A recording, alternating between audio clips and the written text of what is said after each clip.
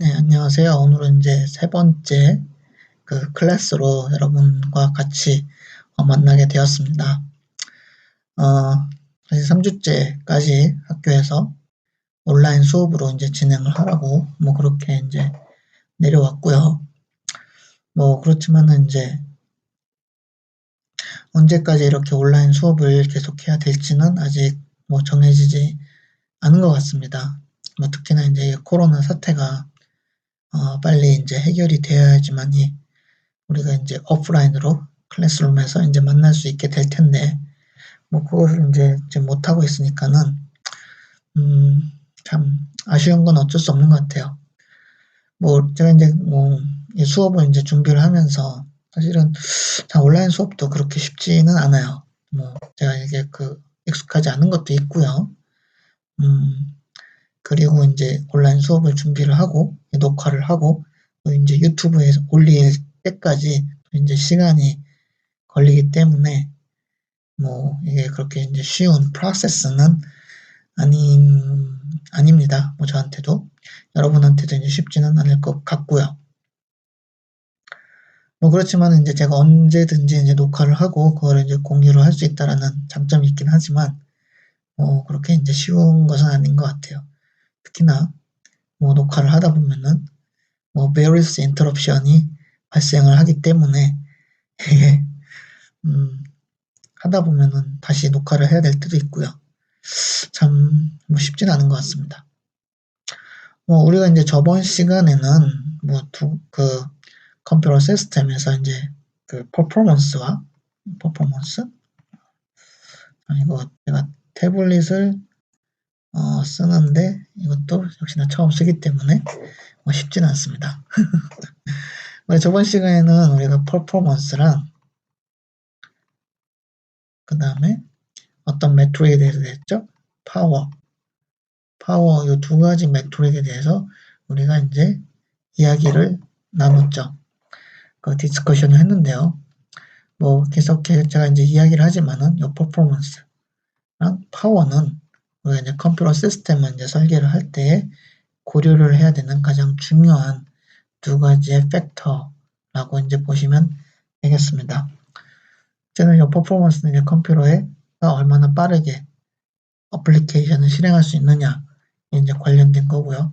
파워는 전기 에너지를 적게 쓰면서 어떻게 컴퓨터를 돌릴 수가 있느냐 이거에 이제 관련된 것이죠. 요거는 코스트, 얘는 역시나 이제 퍼포먼스, 게인이라고 보면 되겠죠. 그리고 이제 우리가 좋은 컴퓨터, 배럴 컴퓨터를 이제 설계를 한다는 거는 게인은 높고 퍼포먼스는 좋고 그다음에 코스트는 적은 그런 컴퓨터를 설계를 해야 된다는 것을 의미한다라고 이야기를 했었죠. 그리고 우리가 이제 페이퍼를 이제 쓴다고 할 때도 항상 컴퓨터를 개선을 하는 페이퍼를 쓴다고 할 때도 항상 우리가 고려를 해야 될 거는 퍼포먼스랑 그 다음에 코스트를 다른 어떤 previous result 혹은 previous research랑 그 다음에 우리가 비교를 하게 되는 거죠. 그렇기 때문에 이 performance and power metric을 정확하게 정의를 하고 비교를 하는 것이 우리 리서치에서 굉장히 중요하다라고 보면 되겠습니다. 자, 그러면은 이제 이번 시간에는 다음 토픽인 reliability 그 토픽에 대해서 이야기를 해보도록 하겠습니다. 자, reliability가 뭐냐? 결국 reliability는 그냥 그대로 해석을 하면은 reliability 이제 믿음직한 그런 거를 말하는 거고 reliability니까는 믿음직한 거에 대한 어떤 팩터, metric 이런 거가 reliability 능력 이런 게 되겠죠. 자, 그런데 우리가 이제 생각을 할 때 the most of computer system, most of computer chip은 뭐죠? 디지털 로직이죠. 자, 근데 우리가 이제 디지털 로직을 쓰는 이유가 뭔가요? Why do we use digital logic, the computer system or computer chip? 뭐가 다르죠? 디지털의 반대는 뭐였죠? 애널로그죠? versus 디지털이 될 텐데 뭐가 다르죠?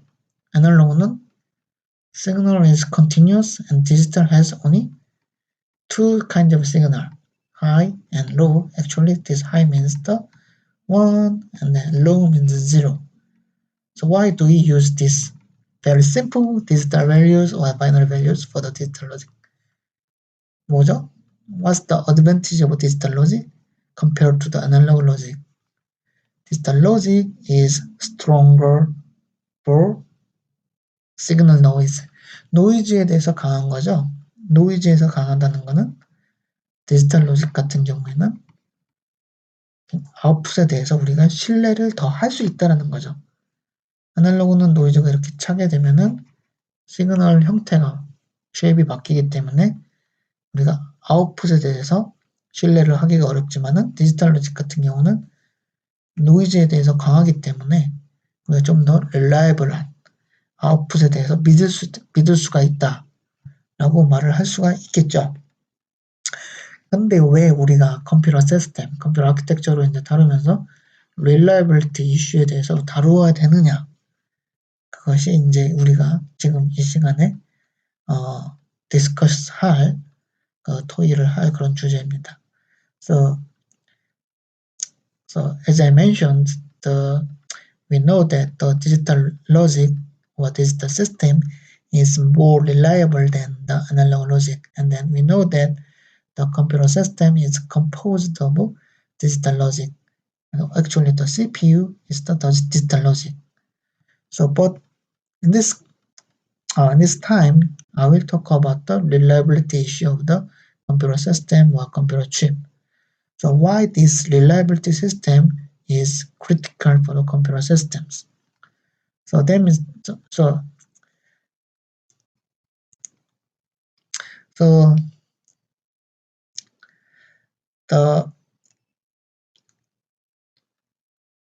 factor that the reliability issues are critical for computer system is that the output of the computer system can be incorrect. 그리고 reliability에 대해서 우리가 이제 언급을 하는 이유, 컴퓨터 시스템이 reliability issue가 있다라고 우리가 이야기를 해야 되는 거는 컴퓨터 시스템의 아웃풋이 incorrect 할 수가 있다라는 것을 우리가 의미한다는 거죠. 어떻게 이제 우리가 이해를 할 수 있을까요? 이런 incorrect한 그런 컴퓨터 아웃풋 그것에 대해서 우리가 좀 이야기를 해보도록 하겠습니다. Reliability issue. So this graph shows the number of the font atoms here, in the y-axis, and then the x-axis is the technology node. So this graph shows the relations between the technology node and number of the font atoms. So as technology node is advanced, the number of the font atoms also decreases exponentially. So what does this technology node mean? So this nanometer means the channel width of transistor. So that means that the size of a CMOS transistor reduced as the technology node advanced. So that is called the CMOS scaling. So actually we covered this issue in the previous class. And then also this y-axis, let's see the y-axis. This y-axis represent the number of the font atoms. So what does this mean? So actually the transistor combines the different type of semiconductors. So actually the semiconductor is the base semiconductor is the silicon dioxide, and then if we add the extra holes, is a hole, the holes represent the plus charge, and then if we add the extra holes, and then this semiconductor becomes the p-type semiconductor, And then if we add the extra electrons, and then this semiconductor becomes the n-type semiconductor. And then what is the transistor? Transistor combines these two different types of semiconductor. Like this is the P and well, then this is the silicon dioxide. Then this is the poly. So this is the actually is the structure of the MOS transistor. So for the MOS transistor, we combine the different type of semiconductor like NPN, N-type, and then P-type transistors. So these characteristics of different types of transistors, the characteristics of different types of semiconductor depends on these extra holes or electrons. So that depends on the dopant atoms. And what does this y-axis means? The number of dopant atoms decrease exponentially. Actually, this is a log scale axis. So the number of atoms, dopant atoms, decreases exponentially. So what does that mean? Actually, the characteristics of these types of semiconductor depends on the amount of dopant atoms. So if this amount of dopant atom is large, then we can easily distinguish the different characteristics of N-type and P-type semiconductors.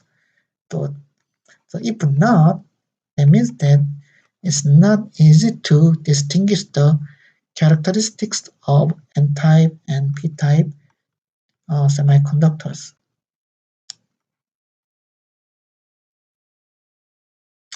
So that means the operation of MOS transistor or the operation of a PMOS transistor can be incorrect. And then if this behavior and operation is incorrect, this MOS or PMOS transistor may generate incorrect output. So this reliability issue is getting more critical as the technology node advances. So the due to the CMOS scaling, the reliability issues is getting more critical. So process scaling to the smaller dimension leads to the die parameter variation is some process variations. So it also generates the defect of the semiconductor. Also, great susceptibility of soft errors. So soft errors is occurs due to some alpha particle or some radioactive rays from some external source, and then this so as the font atom is reduced, it's very getting weaker for these external particles or external error sources. Also, it's a more rapid wear out. So that means that the transistor is getting weaker as the operation continues. So also, but when we discuss about the reliability of the computer system, we first need to distinguish the fault and errors. So what does fault mean? So fault means that the output of the logic or output of the component is incorrect, or the data contained by some logic is incorrect. So what does incorrect data mean? So we are handling the digital logic, so then the incorrect digital So incorrect data means that the data bit 0 is changed to the data 1 or vice versa. So that means that 0 is changed to the bit 1 or bit 1 is changed to the bit 0. And then this event is called the fault. So if the data is become incorrect, then that means that is called the fault. But in the architectural view, this fault is not always generate errors. So error means some actually the incorrect behavior or incorrect result from the application or system. So error is shown in is observed by the user, and then it generates some incorrect output or incorrect behavior from the software or application or system. So we need to distinguish the fault and error. The fault is the just incorrect data in the system or in the computer system or computer processor, and then error is the some result. So it's some corrupted result or some incorrect behavior, incorrect output from the software. So what? So this so let's see, and then also we can distinguish the error to the two types. So SD is a silent data corruption, and then DUE is the detected but unrecoverable error. So it's a DUE is a detected but unrecoverable error. So what does silent data corruption? The error is not detected, but the system generated the incorrect output or some corrupted behavior. So it's just the error. And then, but the fault is not detected. What does DUE? But fault is detected, but this fault cannot be covered. So what does that mean? So let's think about the cache or memory. So actually the cache is the kind of SRAM cell. It's composed of SRAM cells, and then the data stored in the SRAM cell can be changed by some external sources, error sources. Okay. Okay. So cache and memory. So, but even though the cache line has the fault data, so that means that the data is changed, then this fault data may not affect the result of the application or some instruction execution. Why? Even though the stored data in the cache memory is corrupted, what that means that there is a changed or incorrect, then this data can be evicted from cache before use. So this data may not be used by some instruction, just evicted from the cache. So that means that this data is just thrown away. So it's a disappear without use. So in this case, so there are faults in the cache contents of the cache data, but this data does not affect the behavior of instruction or applications. So this is just a fault, but this is not error. So, and then let's think about the memory, the main memory, and then the server memory, server DRAM, has the ECC memory. So what does ECC mean?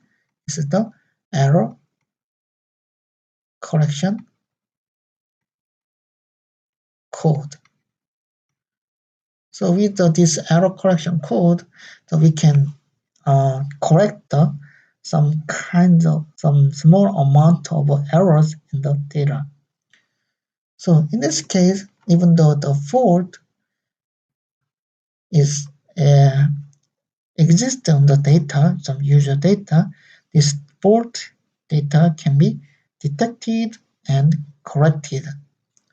But if the amount of belief is so large, then these beliefs cannot be recovered or some is not corrected.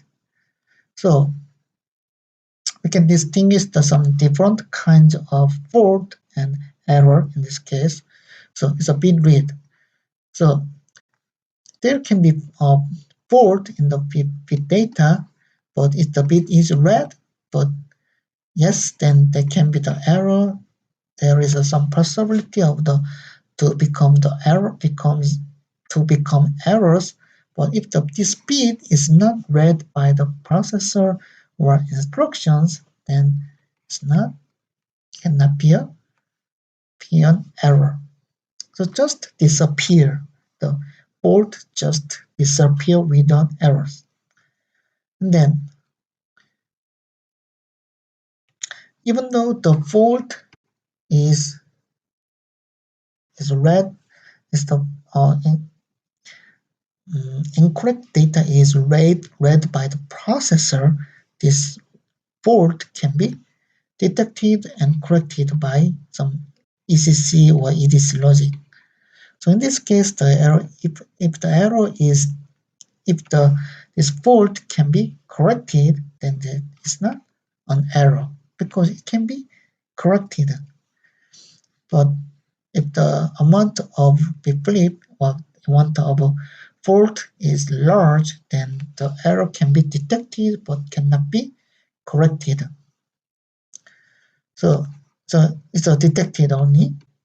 And then if the detected error affects the program output or program result, then it's the detected but unrecoverable error. It's the error, the true DUE, but it's detected but does not affect the program output or program behavior.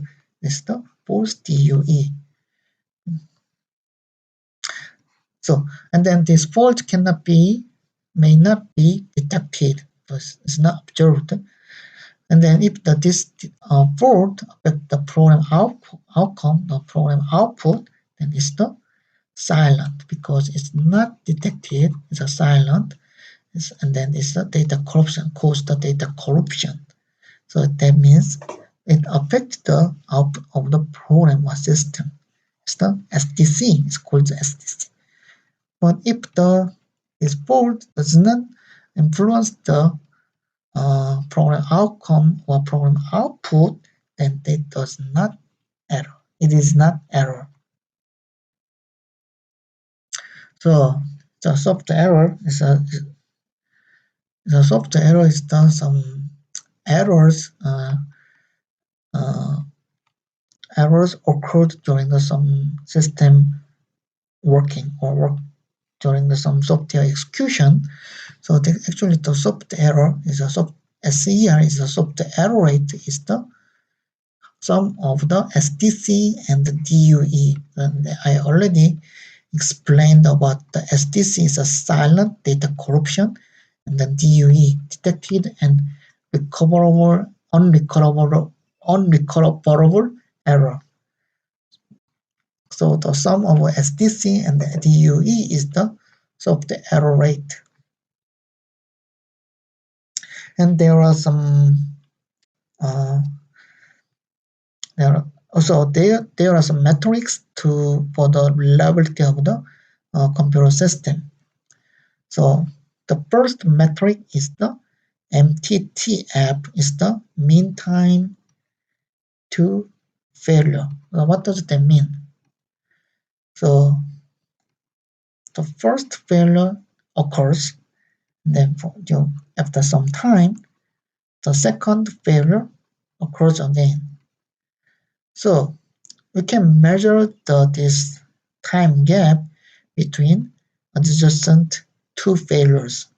So this is the time to failures, and then the average of this time is the mean time to failure. So it's called the MTTF.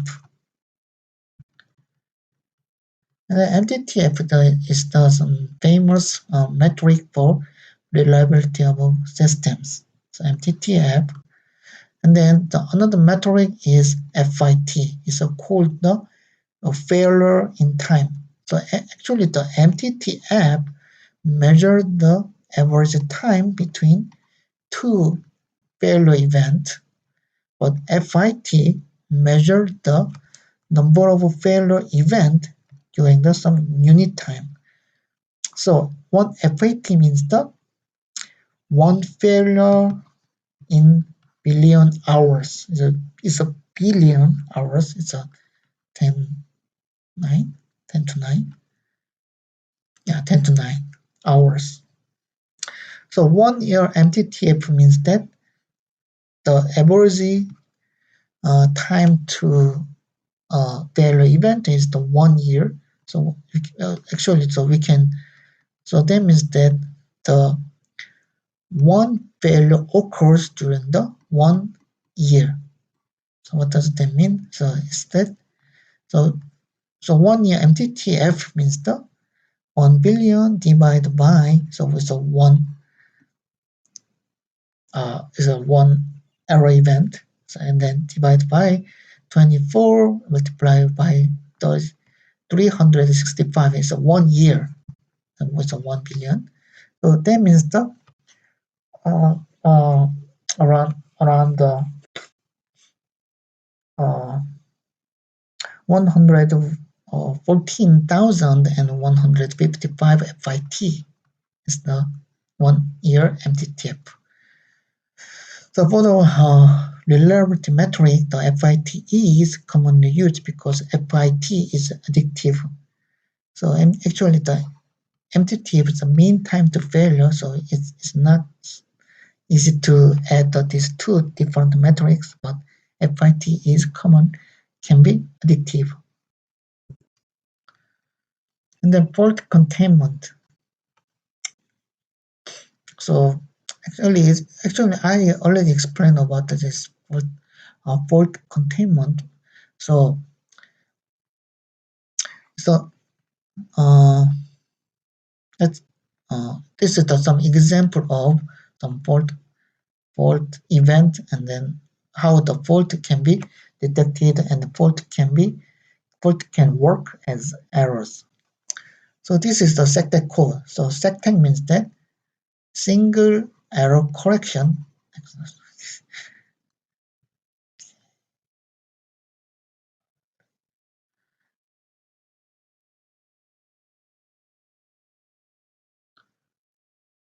Okay.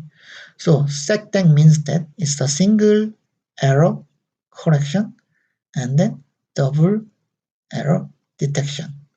So that means that this SecTech code detects the one error, actually one fault, one bit flip. It can correct. So it can recurve the one bit flip from the data, and then we can this SecTech code detect the double error. So it means that 2 bits. So this one bit flip occurs in the data, and then if there is the SecTech code, then it's the no error. It's not an error because this bit flip can be recovered and corrected by SecTech code. How about the 2 bit flips? So with the SecTech code, these 2 bit flips can be detected, but it's not corrected. So detected and unrecoverable error. So like a DUE. So for the first case, it is fault, but not error. It's no error. But the second case is the DUE, detected and what unrecoverable error. How about the 3B flips?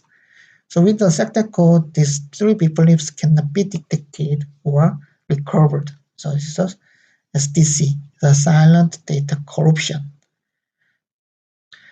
So this is some cases with the sector code, but even though this error occurs, then these errors may not affect the output of the application. Why? This is some stored data in the memory, and then this stored data is not used by some instructions or application. Then this error data is just error data just disappears. So SDC for the cache, SDC or DUE becomes a failure if it affects the program execution. And this graph shows some failure rate of the systems. So actually, the failure rate, this graph is looks like a bathtub. bathtub. So it's a 욕조죠, 욕조. So this graph looks like bathtub. So it's called the bathtub curve. So failure rate follows the bathtub curve. So that means that during some early phase, the failure rate is very high due to some defective component or defective hardware. But as the system works for some time, the system becomes more stable. So this is the useful life, and then the random failures can happen, but the system is stable. But after some time, the failure rate also increases. This failure caused by some wear-out errors. So wear-out errors. So wear-out means that this is called the wear-out failures. So during this time, the system is very stable, but after some time, the system error increases due to the wear-out component. So 그러니까는 이게 시스템이 처음에는 뭐 하드웨어 디펙트나 some manufacturing defect 때문에 처음에는 불안해요. 그 디펙티브 하드웨어도 계속 있을 수가 있고요. 근데 그런 페일러들이 점점 이제 잡히고 그리고 이제 안정적으로 이제 되면은 시스템이 이제 스테이블하게 이제 동작을 하다가 시간이 너무 많이 흐르면은 이제 뭐랄까 오래된 시스템이 되는 거죠. 그러니까 에러가 점점 발생하고 뭔가 그러니까는 뭐 wear out이라고 이렇게 보통 이야기를 하는데 시스템이 오래돼가지고 낡아버리는 거죠. 낡아서. 예. So this curve is called the best tube curve, and then the error rate or failure rate of the system follows this best tube curve. So, and then let's see some source of errors in the system or some transistors. So this is a single event offset. So in the previous class, I talked about some basic structure of the digital circuit or CMOS transistors. And actually, the CMOS transistor behavior of CMOS transistor is determined by the some electron is the charge. Electron charges here are stored in under the gate, and so actually this CMOS or PMOS transistor contains the capacitive component. So actually this is the parasitic capacitor, and then if the charge can be filled in this capacitive load, or the charge can be discharged from this capacitive load. So what does that mean? The result or output of the CMOS transistor or this the logic is determined by this electric charge or discharge of this capacitive load or some parasitic capacitor of the CMOS transistor. Then what does this single event offset? The single event offset means the B flip, it flip in the CMOS transistor. So that means that the amount of charge can change by some error sources. So what does actually this charges is determined by the amount of electrons or holes of the CMOS transistors, and then this some holes and electrons can be influenced by some external sources. So what is these external sources? The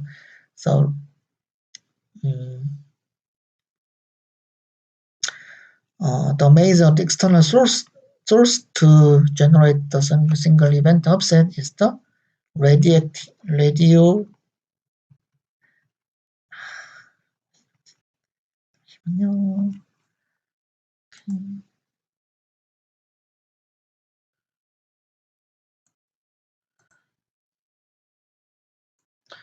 okay. The major source of the the major source of this single bit offset was single bit flip is the first source is the radioactive rays 방사선이죠. And the second source is the alpha particle from space. So actually there are some particles are comes from the space, outer space. 진짜 우주예요. And then these particles hit the surface of the computer chip, CPU. And then if this particle hit some CMOS transistor, then the charge of the transistor can fluctuate, and then that means that the bit data stored in the CMOS transistor can change. So the another source of this single event offset, what we believe is the radioactive rays. So it's a radioactive hit the package of the CPU or some computer chip. Then this package generates also some neutrons, 중성자죠. And then these neutrons strike the CMOS transistor, so that caused the bit flip or some change of data of the CMOS transistor. This is the single event offset. And then this single event offset, the single error rate of this transistor has some equation such as like this one. So if you see that this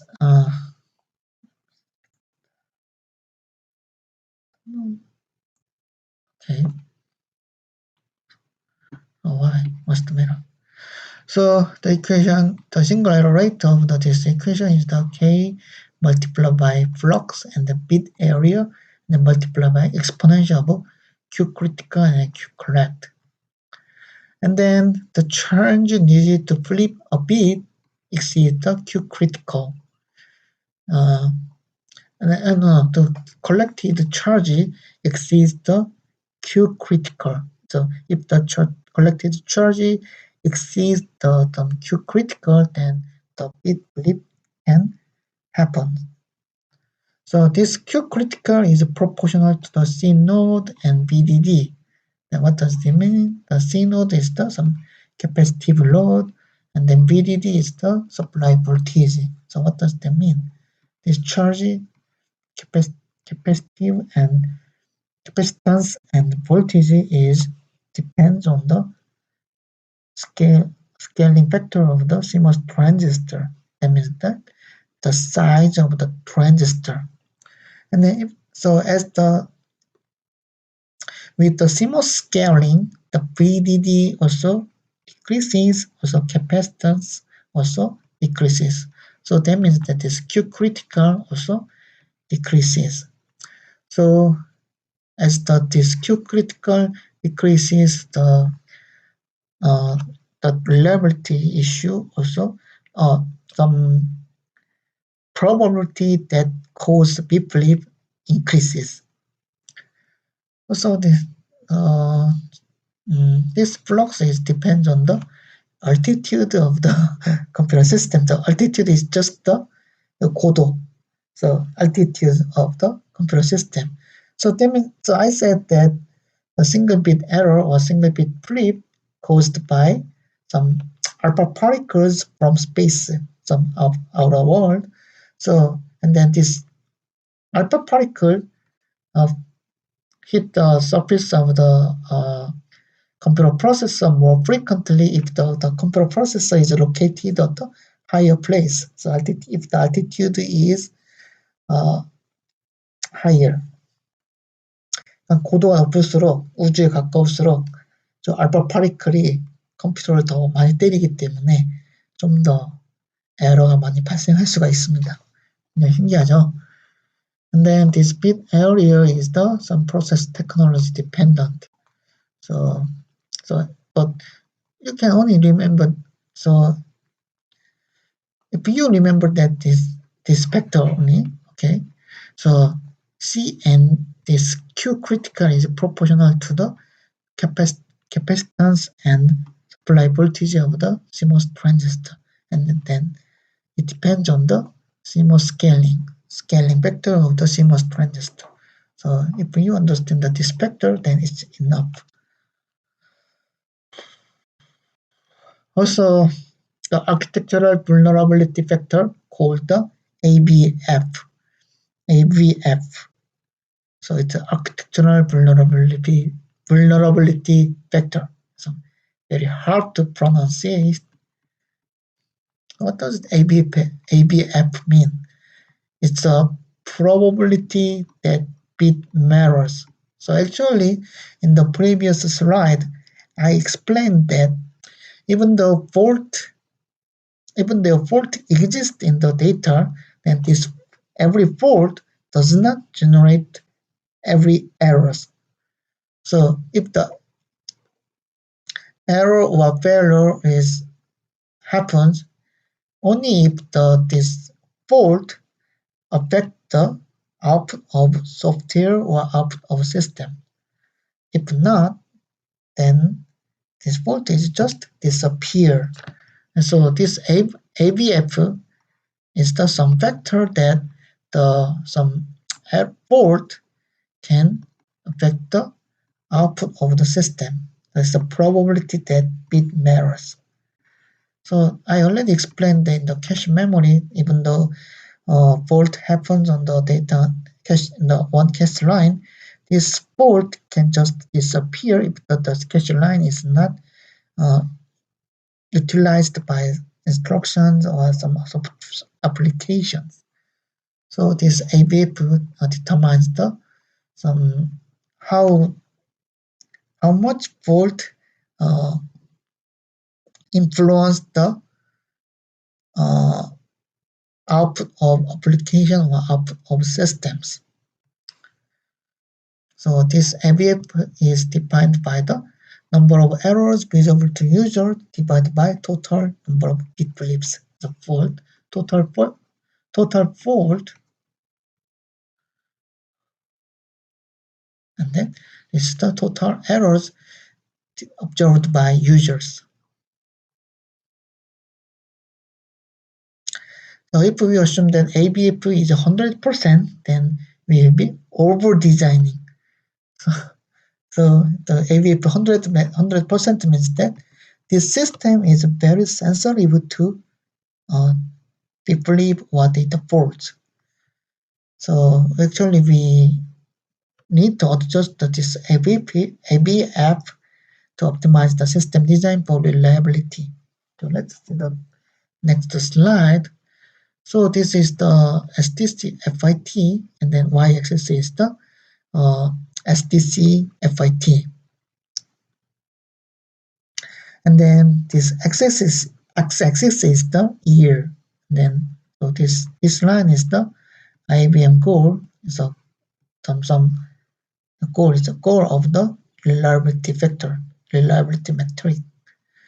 And then each line is the some vulnerability, and then the amount of ABF.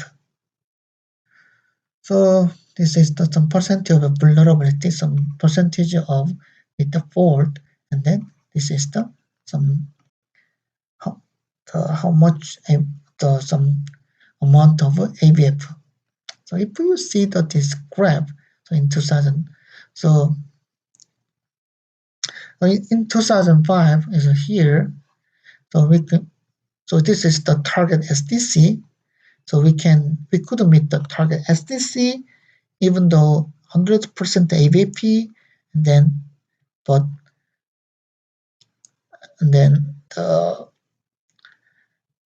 the 20% of vulnerability. So it's here, the 100% ABP, and then 20% of vulnerability. So that means that if the 20% of bit has faulty data, and then the ABP is the 100%, but even this system can meet some goal of the SDC. And then if the vulnerable ABP is under 10%, then no protection is required. So even without any protection, or even without any error detection or correction, then this system meets the goal of SDC FIT. But in 2010, the graph increases exponentially. So with the 100% ABF target SDC, we cannot meet the target SDC. And then with the 10% ABF, then the vulnerability should be less than 20%. So that means that as the CMOS technology advances, the reliability issues is getting more critical.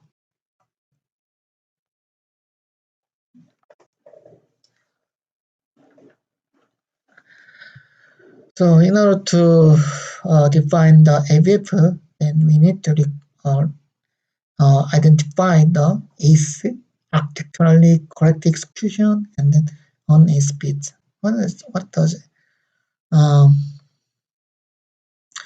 the on-ACE bit? So this on-ACE bit does not affect the output of the application or system, even though the fault data happens or occurs. So microarchitectural on-ACE bit. So these are the example of on-ACE bit. What does that mean? So it's a idle or invalid state. So it's some idle state of the processor or some invalid state. So and then if the process state is in the idle state, then the operation of this processor does not affect the output of the software or some application. And then misspeculated state. So it's a speculation. So even the misspeculated state means that, so actually the modern CPU depends on the speculative execution to increase the performance. So but it's a misspeculated, so that means that it's expected and then it's speculated, but the result of this speculated event does not committed or used. So this is the misspeculated state. So even though the error occurs for this speculative state, then this speculation does not affected for the result of the final state. And then all forms of predictors.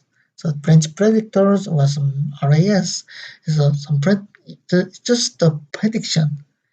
So even though the error happens on this predictor engine, but this error does not affect the final result of the application because this is just a prediction. And then deadbeat. So actually, this deadbeat means that it's some register value, but we does not use the all register values. For example, if we only use this byte value, then remaining part of the register data is not used. So this is the deadbeat. Now, even though the fault happens on the deadbeat, but this fault does not affect the final result of the software. So this is the on A-speed, another example of on A-speed, like a nope instruction and prefetch hint bit is just a hint, or prefetch is just some pre-execution. That is just executed for for better performance, but it does not affect the result of the programs. It's a performance enhancing instruction. The predicated false instruction. So some predicated instructions also is the kind of on a bit and dynamically dead instructions to the compiler. So it's caused by compilers and then logical masking. It's a bin masking operation. It's a kind of on a bit. So this on a bit does not affect the final result of the software, even though the fault occurs.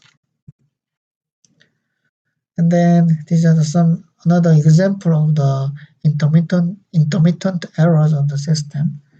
And then so electromigration means that so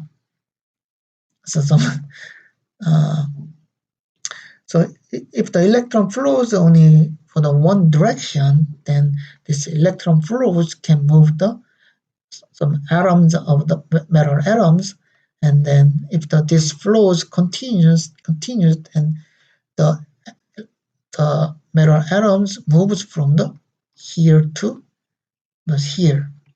So it's a very so metal layer can be very small for some transistors because of the CMOS scaling. And if metal atoms move continuously to the other side of the node, then this node can be disconnected because metal atoms move continuously, and then this is so that if this connection is disconnected, then it may cause errors. So it's the short and open in the wires. This is the electromigration. So actually, this is the SRAM cell. So despite of values of this SRAM B cell, the current only flows from the pin 9 to the SRAM cells, and then pin 9 bar of the pin 9 to the SRAM cell. So and the current only flows in the unit direction in this direction, and the connection of this pin 9 and then this some gate can be disconnected by this electromigration. And then MBTI is caused by some negative bias applied to the CMOS transistor. So actually it's not easy to explain, but as during if the gate voltage of the PMOS transistor is the 0, then that means that the channel is generated below this gate of the PMOS transistor. So and then the hydrogen atom can be collected in this gate of the PMOS transistor. And then this hydrogen should be recovered during the recovery phase. That means that Bg is connected to the BDD, but during this recovery phase, the hydrogen atoms may remain on the gate of the PMOS transistor, and then this PMOS transistor may the remained hydrogen atoms in the gate of the PMOS transistor can change the threshold level of the PMOS transistor. So this arrow is called the MBTI, and then another some arrow is called the time dependent dielectric breakdown, TDDB. So actually this SiO2 is the insulator, it's a dielectric, so it's the insulator. So that means that the charges or electrons or charges cannot flow through this insulator, SiO2.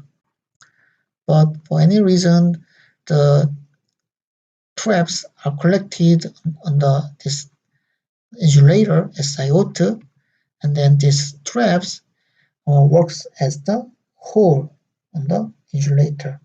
And then if the hole is accumulated on the SiO2, then the charge can flow from the gate to the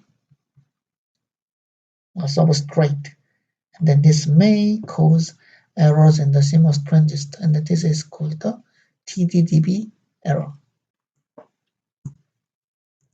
Okay, so I explained about some source of intermittent errors of the CMOS transistor or CMOS transistor logic, and then so actually this reliability issue is not easy to understand, but and then even though the CMOS scaling continues, the MTTF for this error is very long actually. So it's not easy to simulate this reliability of the computer system. Also, it's not easy to understand due to the on-A speed. It's not easy to understand how the fault affect the final result of the application or system. But you need to remember that reliability is also a critical issue of the current modern computer system, and then this reliability issue can cause some security issues. So I will explain about some DRAM reliability issues and then security attacks using these reliability issues of DRAM. So this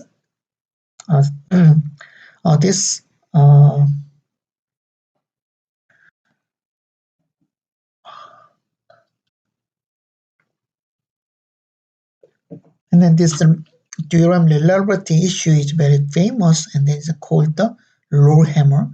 And then this RowHammer can be used for some security attack of the computer system. And so actually this RowHammer is presented in the AAA514, and then so this slide, the figures and the slide is based on the some presentation slide of this paper. Okay, let's start from the basic of DRAM. It's a DRAM 101. So actually the memory system as a memory array is composed of address line and data in-out lines. So this address line select the memory cells, and then if the memory cell is selected, and then we can read or store data to the memory cells. So this is the basic structure of the memory bit cell. Actually, the digital data is stored in the every memory bit cell. And then, so what is the, and then this bit cell stores the digital data. That means that actually this bit cell stores the electric charge. Then if the electric charge, so if we uh, if this bit cell stores the electric charge, so plus charge, then it becomes the 1 as a high. And then if the charge is discharged from this bit cell, then this bit cell stores the low signal level is a 0. It means 0. And then uh, the connection of this bit cell to the bit 9 is controlled by word line. And then this word line is selected by address to the memory arrays. So address. So this is the address, and then if the address is uh,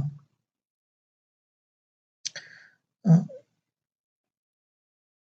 if the address enters the decoder of the memory arrays, then this decoder generate the drive the word lines, and then each other word line is connected to the bit cells of the memory arrays, and then another node of the bit cell is connected to the bit 9 of the memory cell. If the one word line is activated, then all of the bit cells connected to this word line is also connected to the bit 9 of the memory arrays. So word line is the enable signal. And then let's talk about the DRAM. DRAM means the dynamic random access memory.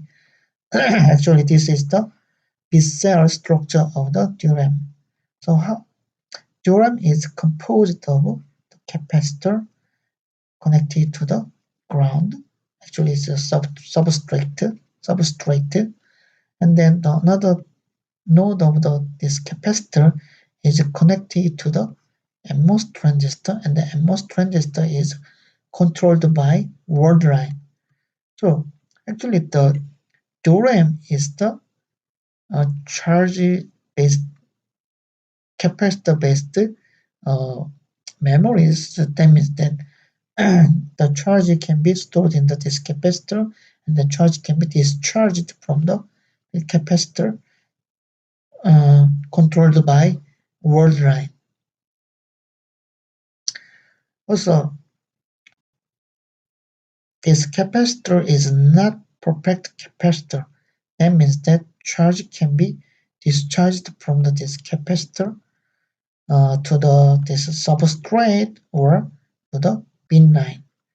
So if the charge is discharged from this capacitor, then the data stored in this DRAM bit cell can be changed.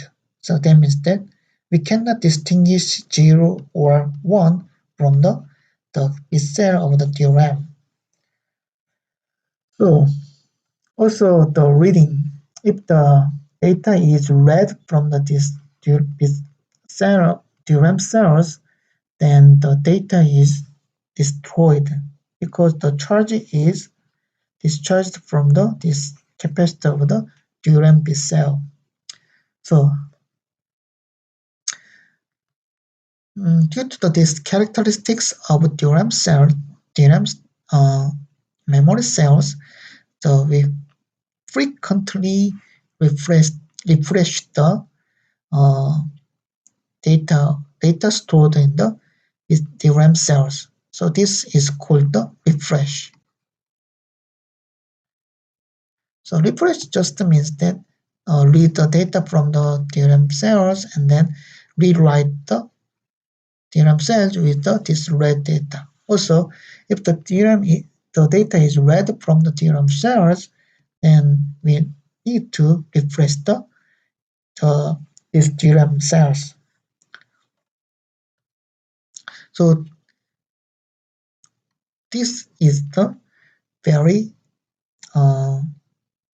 important feature of the DRAM memory. And then this is the structure of the DRAM cell, DRAM chip. I explained that this is the 1B cell of the DRAM, and then this DRAM is address of the DRAM is composed of row address and column address. Actually,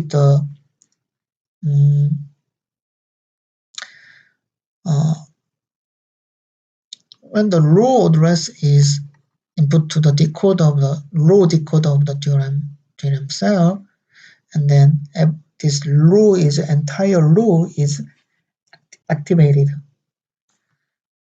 And then if the entire row is activated, the data stored in this DRAM cells in this row is transferred to the row buffer. Actually, this row buffer is the sense amp of the DRAM. And then this row buffer includes some several columns. That means this column is several columns, and then with this column address, so some columns are selected for read from this row buffer. So this is the DRAM structure, and then this structure shows how DRAM data is accessed by the row and column addresses.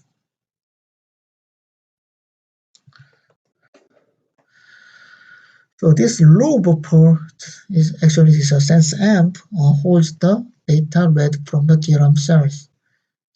And then if the data is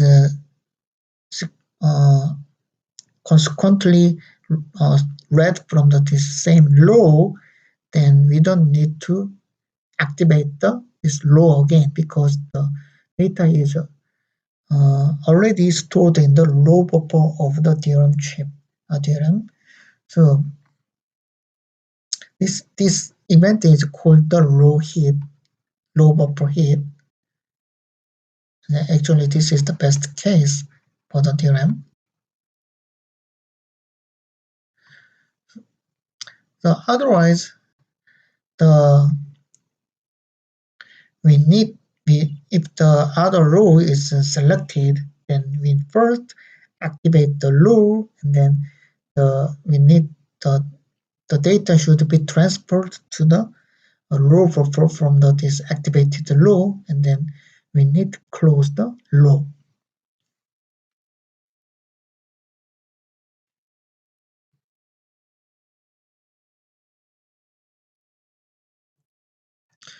And then we already know that the DRAM is critical for computer system, and then the performance of the computer system depends on the performance of main memory, DRAM. And then this DRAM is actually used for actually every computer system, including server, mobile, embedded desktop, and many other systems. And then also the main memory system must scale, so that means that the feature size of the DRAM cell also scales down, like the CMOS transistors. And then this scale down is in size and technology and efficiency and cost, and then it's required for performance improvement and technology benefit. And I already explained about the DRAM cells. This DRAM cell is the charge-based memory. Just you need to remember that this DRAM is the charge-based. So actually the data is stored in the capacitor of DRAM cell, and then this capacitor should be very large to store data effectively. Actually, to store charges effectively. And then for reliable sensing, so in order to increase the reliability of the DRAM cell, so we need to use the large capacitor. But if we use the large capacitor, then the the DRAM cell density also decreases. It's not good for the density of the DRAM cell. So actually, the technology advances, the DRAM manufacturers try to decrease the size of these capacitors. But as the size of a capacitor reduced, so many reliability issues also become critical.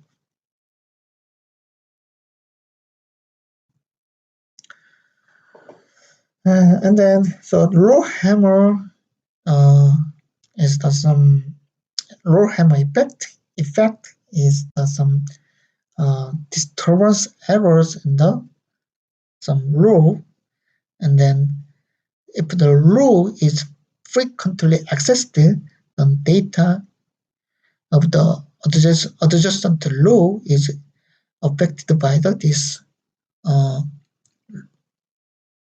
row accesses. So this is the RowHammer. So when the row is accessed, the one row is accessed from the DRAM chip, and then row is opened. And then, so that means that the word line is activated with the high voltage, then row is activated. So that means, so if the row is activated, the data stored in this entire row is transferred to the row buffer of the DRAM system. And then the row is closed, then the word line is deactivated. High or high low, then row is frequently accessed, and then due to some issues, adjacent row, the data stored in the adjacent row is changed. So this phenomenon is called the RowHammer. So it's the DRAM.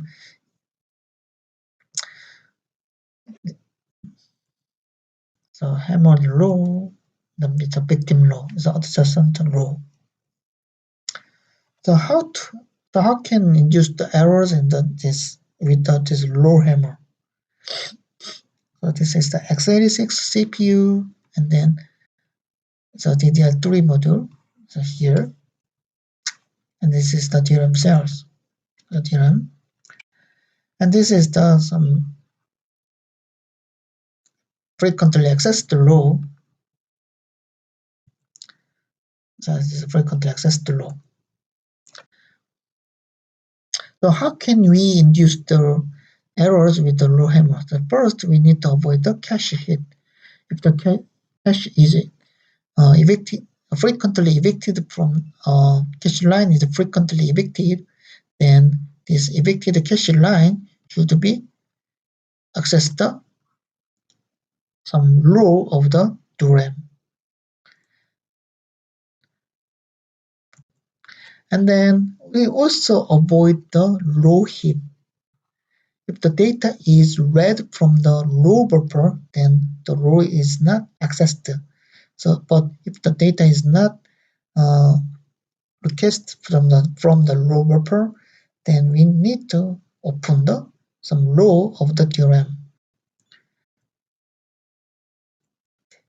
So this is some very simple assembly code that calls RowHammer. So with this assembly, this is the loop. So this code is repeatedly executed. So what does this code mean? So move x for the row x some address of the DRAM. So we update some address with some register value. Also, we access the address y, the different row with some register values. And then this code executes the CL flush. So it flushed some cache line assigned to the address X and address Y. So this cache line is evicted from the last level cache, and then it accessed some row of the DRAM. That means the memory fence and DRAM. So the data should be updated to the DRAM memory, and then this code is repeatedly executed. So that means that this row is frequently accessed, and the other row is accessed. So this row is accessed, and then this row is accessed, and then so adjacent row such as this row and this row can be disturbed by the hammered row. So frequently accessed rows X and Y. So data in these adjacent rows can be changed. This phenomenon is called RowHammer. And then these errors is frequently observed in some this real system. Actually this is some DDR3. This system used the DDR3, and then this paper shows that this type of error frequently observed and then is frequently induced. And then so what is some source of these errors? Actually, we are not we do not study about some CMOS technology or DRAM systems, but there are some expected source of errors. The first, like such as this one, so electromagnetic coupling. So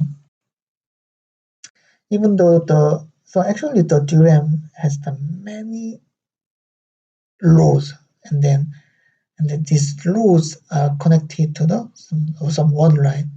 The one word line is activated with the high voltage, and then this adjacent word line can be also influenced.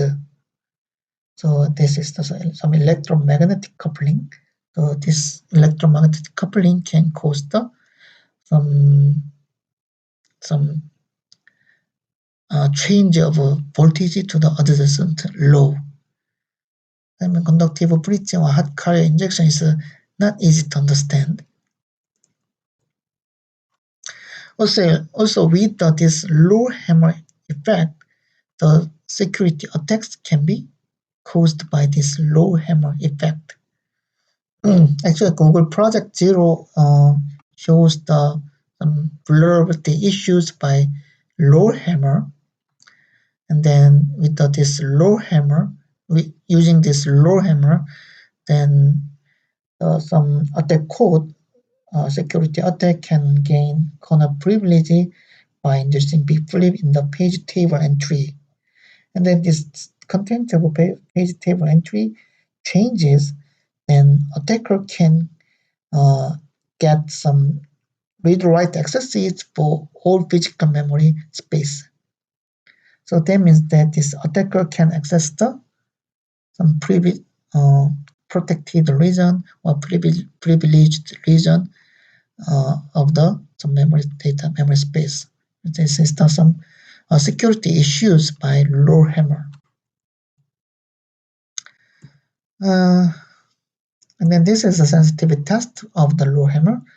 So if the access interval is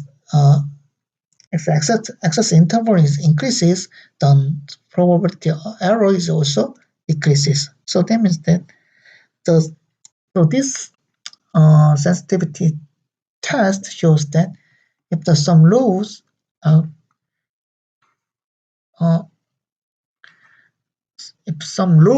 are accessed more frequently, then this frequently accessed row can cause more errors. So this is the access intervals here.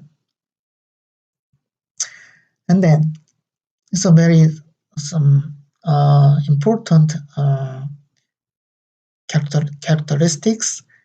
So actually this error rate is this error rate by RowHammer is influenced by the refresh time, refresh rate.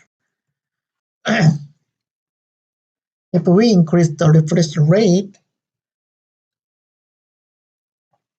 then the error rate caused by RowHammer is decreased. So this is the baseline refresh rate of the DDR3, and then if we increase the refresh rate, so that means that if we decrease the refresh intervals, then we can reduce the error rate by RowHammer. So you can see the significant difference of reduce of error rate by RowHammer when we increase the refresh rate. Also, this RowHammer error rate is influenced by the data patterns.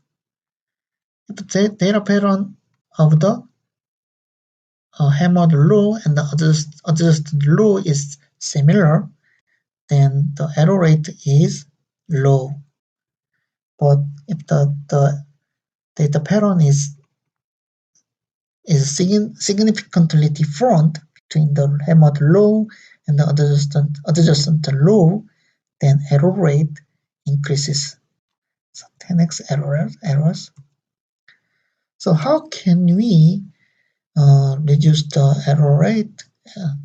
How can we reduce the error rate by RowHammer?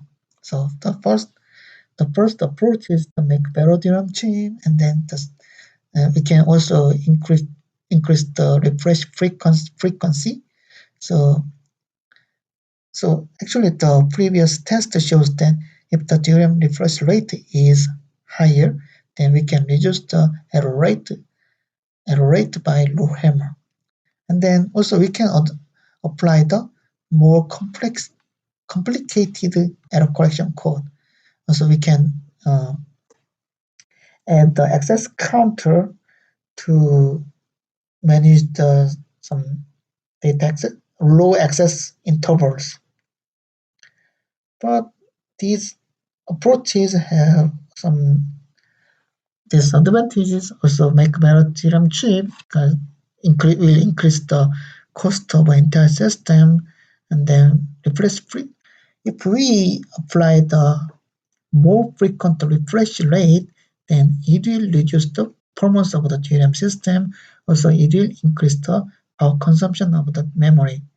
And then also ECC will increase the cost and power consumption of the memory system. And then if we add the additional logic to this DRAM memory system, it will increase the cost, power, and complexity of the DRAM. Actually, when the RowHammer issues are found, then the some patch is applied for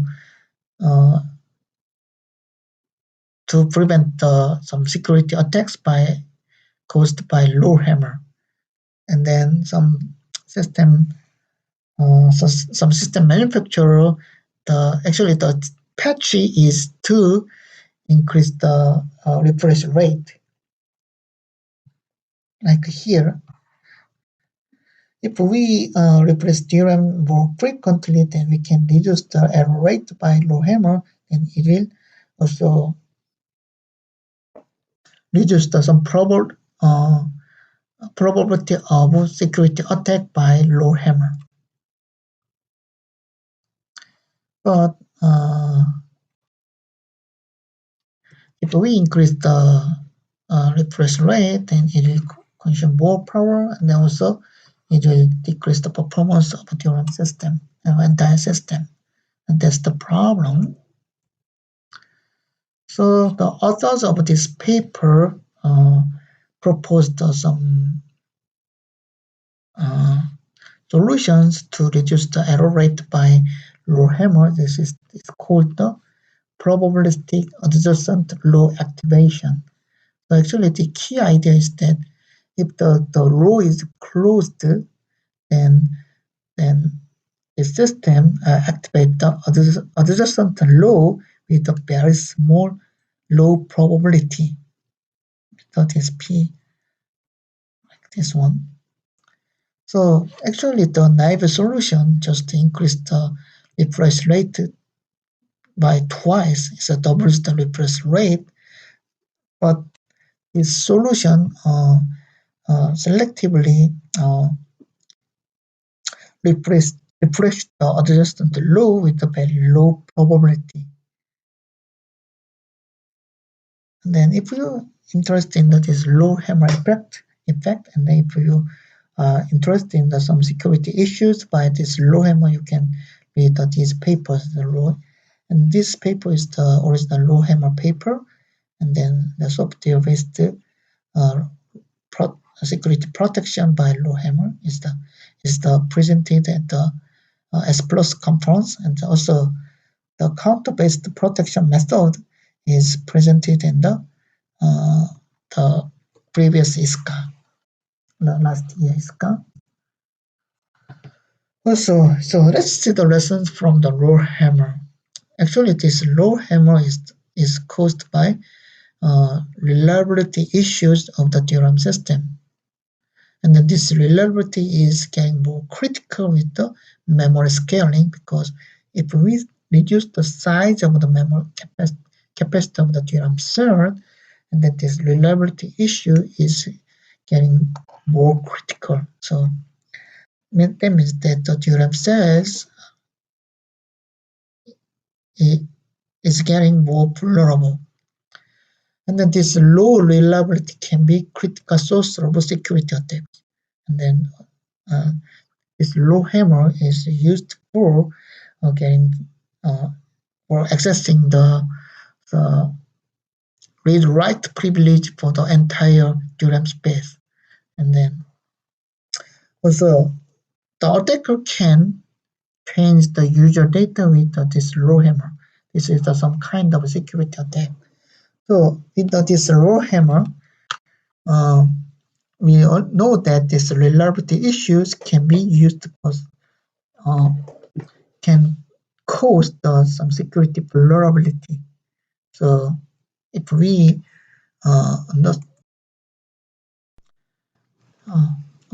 so this vulnerability of some bflip or errors of the DRAM system can cause some severe security attack or some severe security issues. So actually, this vulnerability can also applied for some other types of memory, such as some NAND flash or some different types of memories. So if we understand some vulnerability, some vulnerability of this memory system, then we can also find some vulnerability of the security attacks. Also, we can find some methods to prevent some security attacks to then use this reliability issues. So I will stop here, and then I think we already spent 1.5 hours here. It's not easy to teach for a long time. So actually this 그래서 RowHammer로 우리가 이제 생각할 수 있는 거는 이런 reliability 이슈가 security 이슈랑도 또 연결이 되고요.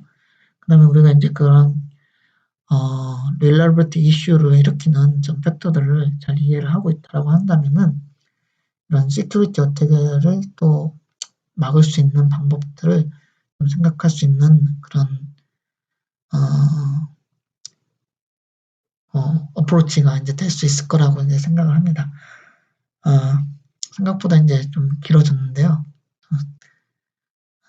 어쨌든 이 토픽에 대해서는 이렇게 마치도록 하고, so if you have any question, 그리고 이제 좀 더 이제 if you are interested in this topic, then you can find some more papers like these papers. 그러니까 관심이 있으면은 그럼 이런 페이퍼들을 찾아보면서 그럼 reliability issue랑 그럼 security issue에 대해서 우리가 좀 더 찾아 생각을 해볼 수 있고 또 리서치 아이템도 좀 생각을 찾아볼 수 있을 것 같습니다. 예, 수고 많으셨습니다. If you have any questions, then you can post your questions on the blackboard and 네, 수고 많았습니다.